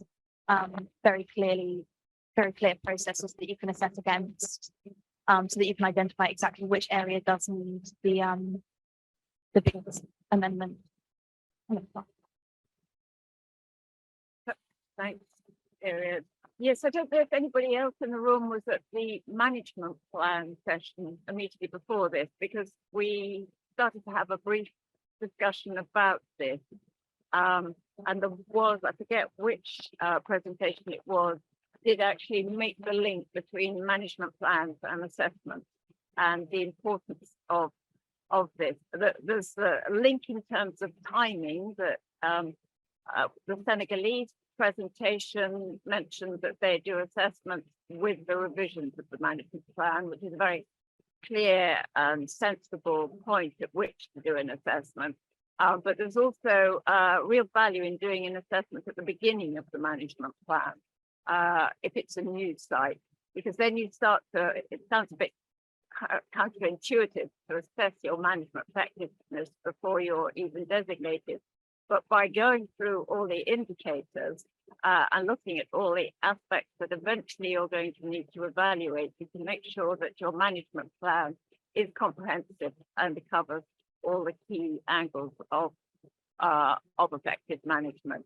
But at the moment, and this is where Samantha's question is, I think, very useful, is I don't know of any good and clear guidance as to how to link the management plan with your structure of your management plan or the way you develop it with the various assessment tools.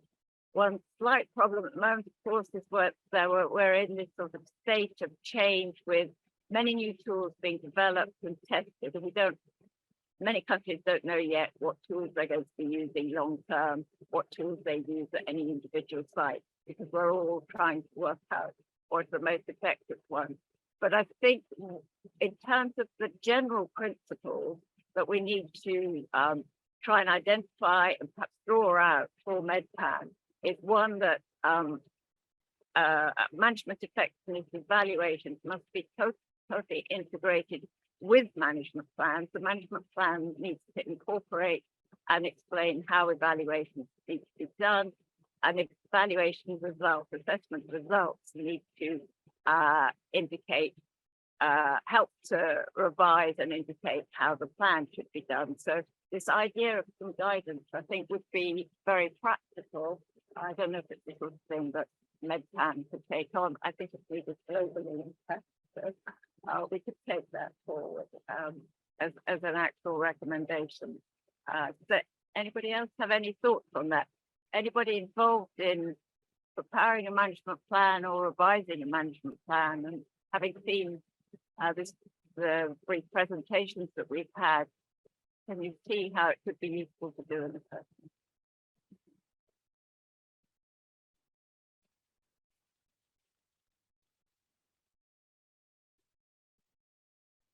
Anyway, we might put that forward as a recommendation from Samantha, unless anybody has a strong objection to that. And we can move on to the next question. We have prepared other few questions, so we'll see what we can answer to this. So the next one is about two perspectives, two points of view that managers sometimes cannot control. So one side, when talking about assessment, how can we address external impacts that cannot be adequately tackled by site managers on their own, that are coming from outside, for example, marine pollution,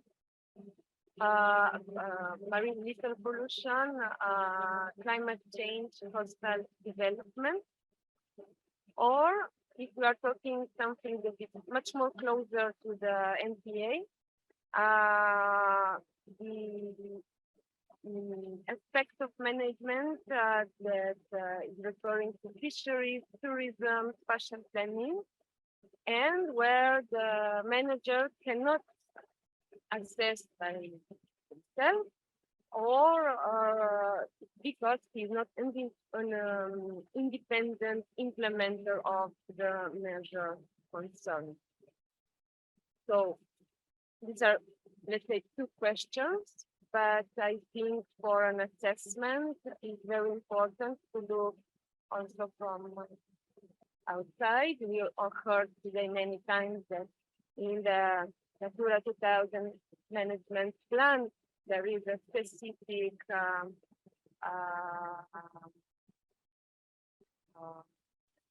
topic, but inside the structure, you have organized also this section on who is responsible for what, who are the stakeholders, who needs to be on the same boat as the manager to implement the management plan of Natura 2000 on the national level. So how are we going to address these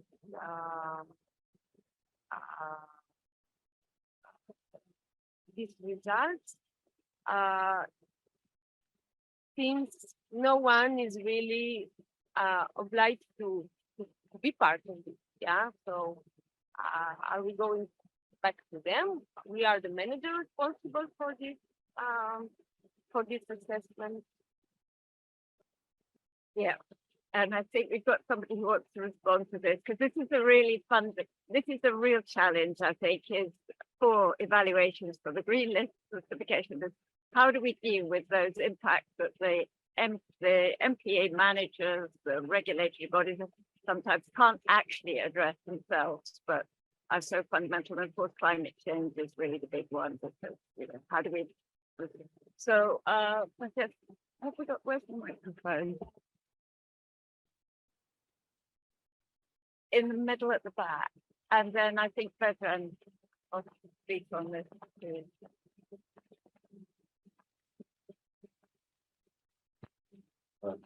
Sometimes you can use a poison piece of meat, because I make an example about this. We in our area, in our terrestrial area, was a very big challenge coming from an hydrographic basin, interested by the presence of the use of water, okay, coming from the city. And we put in our Natura 2000 site management plan, inside the Natura Terrestrial Reserve, the possibility to reuse these type of waters for the agricultural purpose. And we decided it 10 years ago, more than 10 years ago. And the region authority approved this management plan as a duty coming from the Habitat Directive scheme. And after 10 years, when these problems come on the real terms, come on the surface of the water, because we had some problems in this particular matter, we used this in order to have access to structural funds of European funds, because it was one of the action inside the management plan of the Natura 2000 site. So the green light comes very, very fast, and the level of the funding, the level of the budget was very high, 6.5 million euros. That for us it's not normal, but because we put only, I think, 2 paragraphs in the management plan, and so when the problems come out, we go to the regional authority and say, okay, but it's in the Natura 2000 site management plan, so you have a solution about this problem. So sometimes you can think in the future, put in your action plan. Maybe you are not able to make an action on your own funds, on your only capacity, because you have no authority, but you can use it it depends more also, but the level of the approval. So if you are different level of approval, the municipality, regional authority, environmental ministry, I don't know, you can engage these levels with the action plan of the management plan and say, okay, there is an action, we can use it as a solution for the problem. So it's only our experience, but sometimes you can use this little poison seed. Yeah, that's a fantastic example. Thanks, it's really good. So in assessments, you should make sure you cover all these really difficult issues that you might not be able to address because you never know, and state them and say. But the other important thing is to say quite clearly that why you as an MPA manager might not be able to do this, and the other authorities that might be involved, or the other stakeholders, or the other requirements you have. And then later on, if you've got it stated later on, of course, that resources that might become available, or the solution might become available. But the starting point is to know these problems and what they are. Vedran, did you have something to add?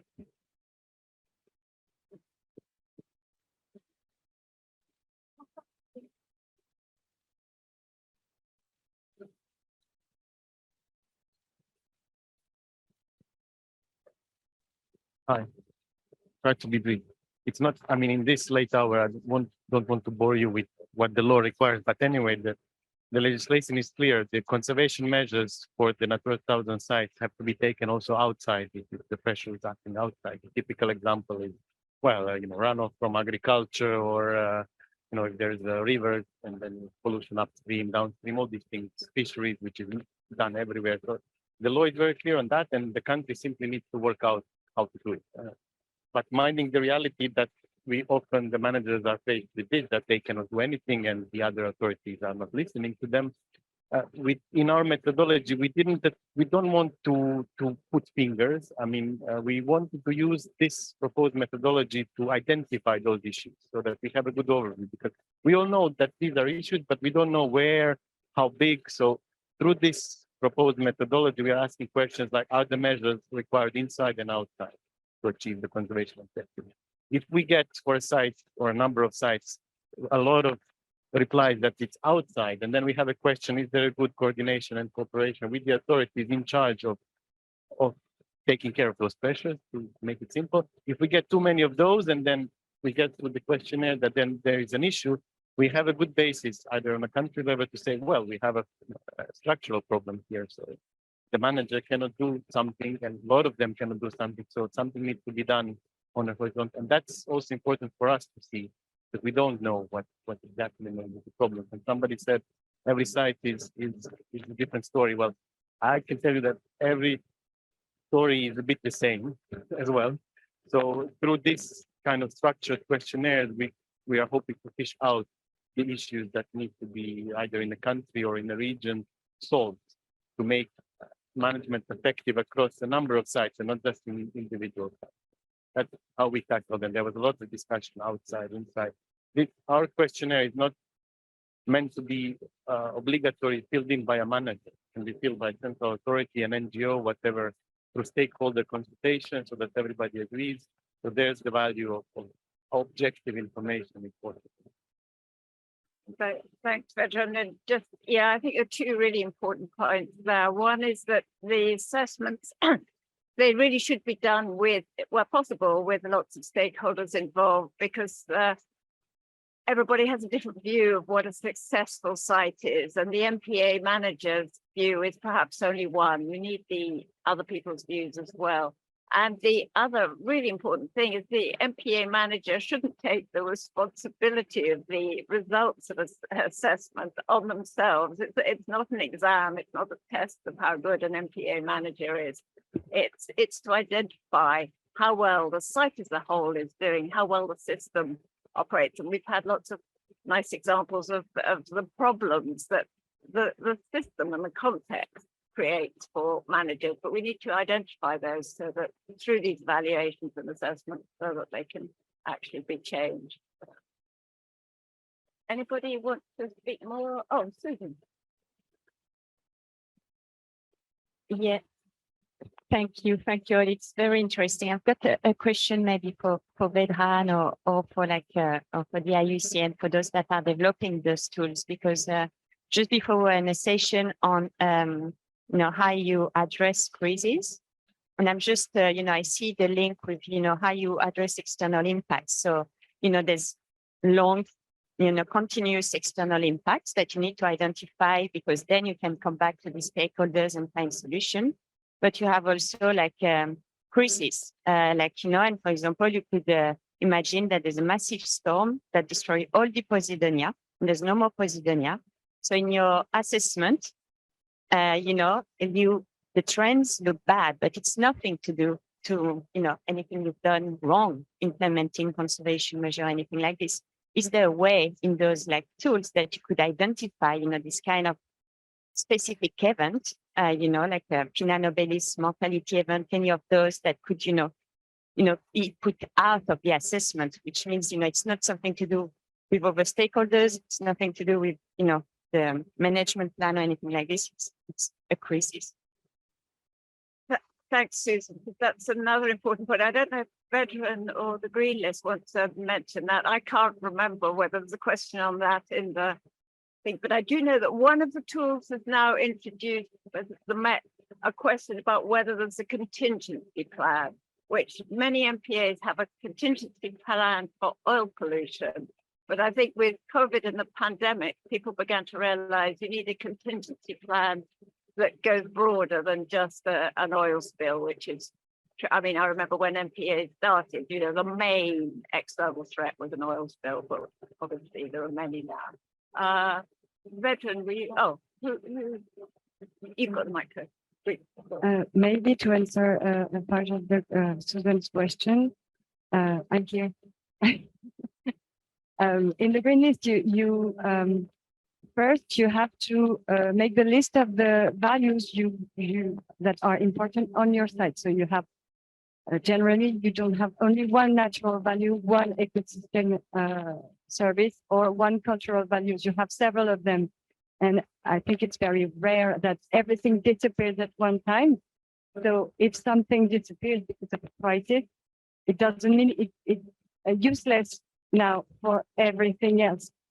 And secondly, what I want to say is that sometimes if you cannot achieve this because of external processes and problems, if you cannot achieve it, sometimes it can speak to the local elected people that say, oh, we cannot achieve the green list because of this problem.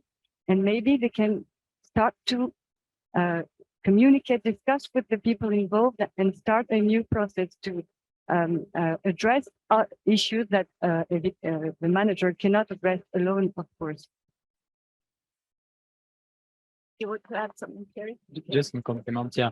The external impact are already addressed in the Green List standard. In fact, we have a specific criteria which recognize that not everything is under the control of the capacity of control of the site manager regarding the outcomes for conservation of natural values, cultural values, economic services. So we have already one criteria specifically to address this issue. And the Green List is not only a snapshot, it's not only a diagnosis tool, it's a process. So if we have an issue, we can reassess obviously the site, and we can address also through an action plan this issue to try to meet again the standard. Thanks very much. And Veteran, did you want to add to that?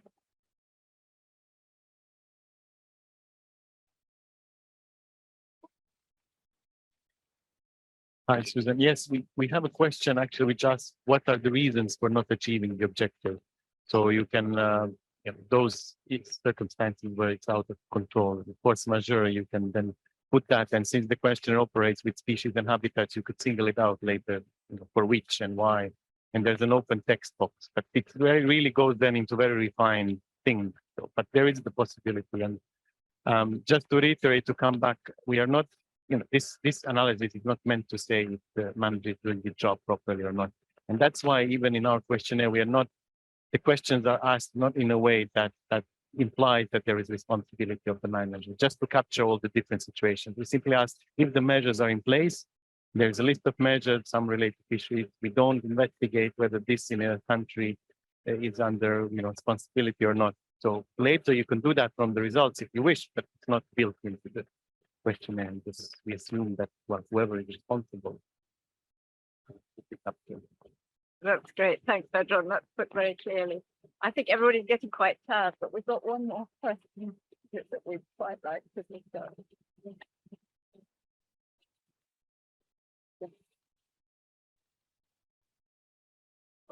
Last question.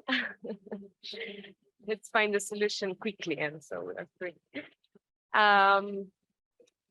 I've been answering to many questionnaires already, and usually because the MPA is quite a complex organism, we have separate zones, can be reserves, can be no-take zones, or we have areas that are managed in different ways. Sometimes they are also partly inside and partly outside the MPA. These could be buffer zones or other protected areas such as Natura 2000. So my question is, does each area really need to be assessed separately to provide the result at the end, or we could make the assessment a little more global? And also, how are we going to assess on sites that are partially inside the MPA over a management plan implementation and areas that are going then also? So these sites are going also a little out or a lot out of the MPA, but the questionnaire is, let's say, prepared for this joint site, so that it's partially covering the management plan, or I'm not sure that I was clear now at the end, but so really the question is, should we assess piece per piece, site per site, or it's possible to do it in a more joint manner? Yeah, this relates really nicely to the discussions we had in the management plan session, whether there's a strong recommendation for more zoning in MPAs, which this question relates to. How do we deal with assessments when you've got different zones? And also to this whole complexity of overlapping, there's different designations that overlap, and we had the great example from Torre Chateau, which I can't pronounce very well, where the MPA is now expanding to include a Natura site.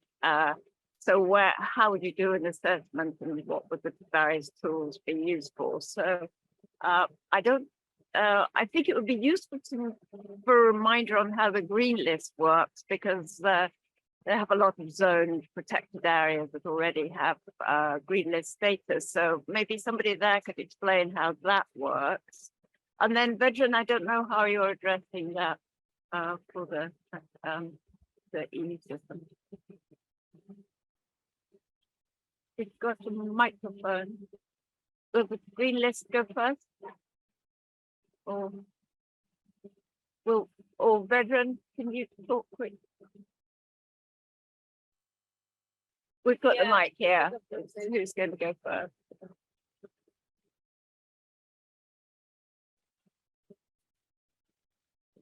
There's a conflict of speaking slower for translators and speaking faster for finishing early. The way I see this question is, the zoning is actually that's just the measure that we are regulating activities in an MPA. So the zoning is exactly that. Something is allowed here and not there. So in our system, that would be simply viewed as a conservation measure. So to restrict no take restricts everything, and that is implemented well. If that's the measure, right measure to achieve the objective, that would be answered under the conservation measures question. So it's, we are not, that's all one MPA. We would not evaluate one zone and the other. That's just a measure in an area. On the overlapping designations, that's a different thing. We thought that these MPAs were established to do different things potentially. So unless they overlap 100%, like the national MPA and the Natura 2000 site, in that case, we would just have one assessment. That's currently the proposal, because the boundaries are the same, the pressures are, everything is the same, and we would just pull everything together.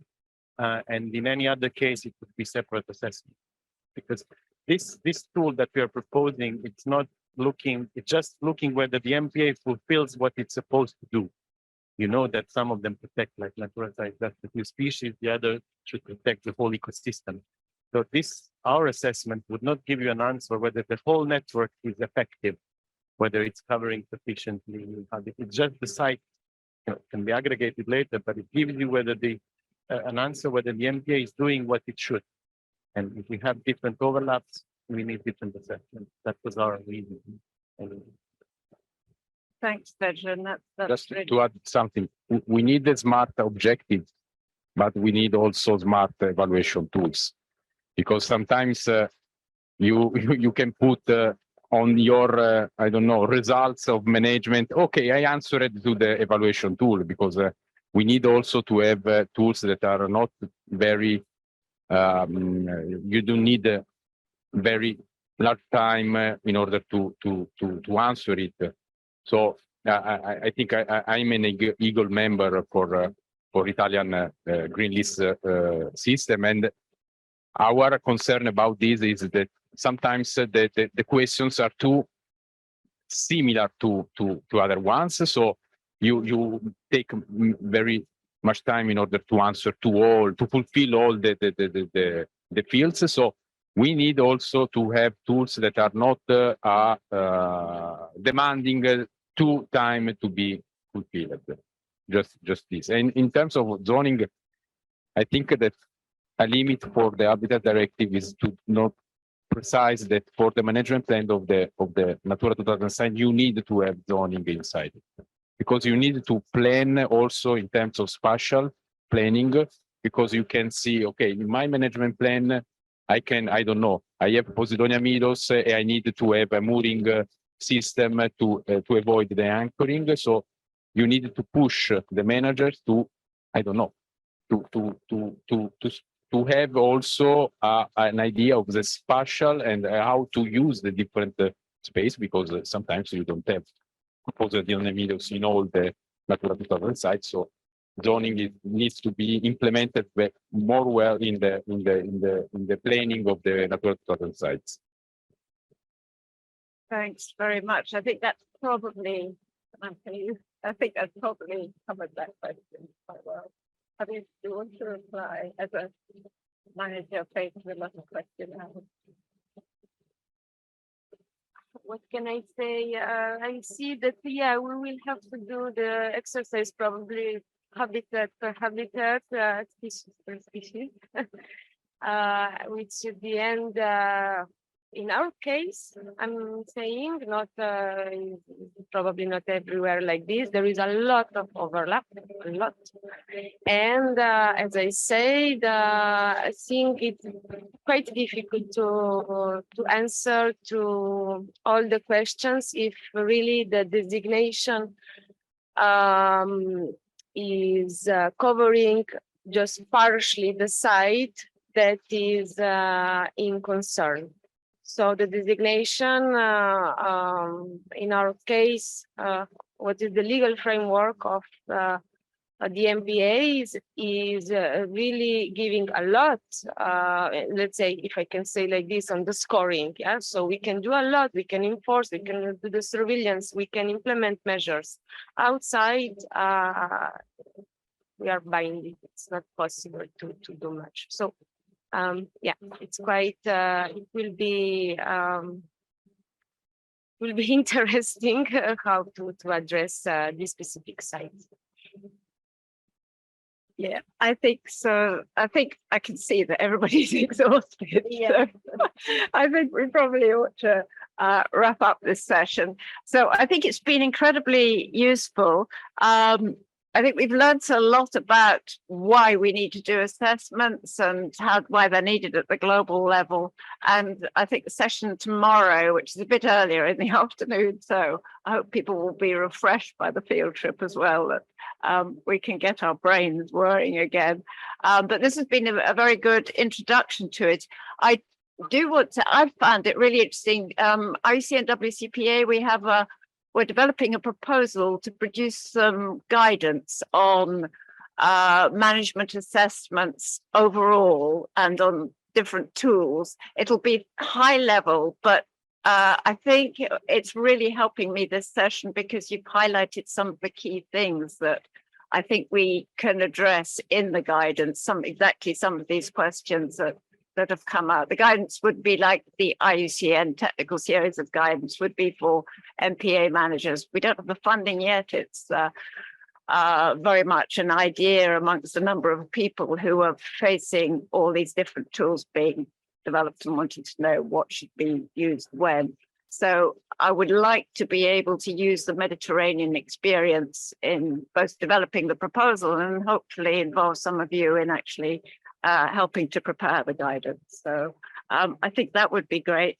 And I know we're supposed to highlight and summarize the recommendations, but I think probably that might be best done if we could actually combine the recommendations from this session with the recommendations from the session on tools tomorrow, because they do overlap a lot. Would that be okay, Susan? To combine the recommendations from this session with the ones, yeah, because I can see everybody's too tired. I haven't got them very well organized, and I think we could be a bit more organized for tomorrow. But I'd like to thank, and I think Samantha would too, thank you all very, very much, those of you who made presentations, and thank you for the participation from the floor. That was really helpful. Samantha. Yes, as a reward, in 15 minutes, there will be a cogito aperito here. So thank you for your collaboration and thank you to the two interpreters.